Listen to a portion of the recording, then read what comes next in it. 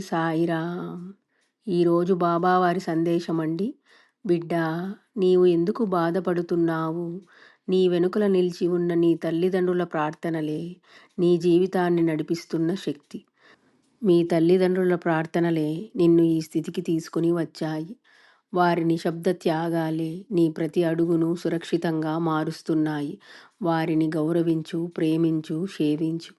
అప్పుడు నీ జీవితంలో ఎలాంటి తలుపైనా స్వయంగా తెరుచుకుంటుంది.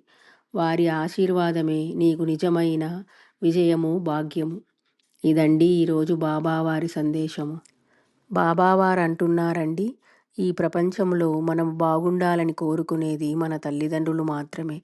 మనము ఈరోజు ఈ స్థితిలో ఉన్నాము అంటే దానికి కారణము కేవలం మన తల్లిదండ్రుల ప్రేమ, ఆశీర్వాదము.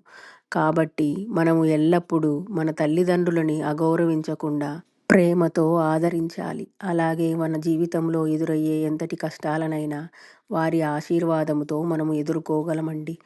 మన వెనకల ఉన్న అదృష్ట శక్తి మన తల్లిదండ్రులు, అలాగే బాబావారి ఆశీర్వాదము. ఇదండి ఈరోజు బాబావారి సందేశము. ఓం శ్రీ సాయినాథాయ నమః. సర్వే జన సుఖినో భవంతు.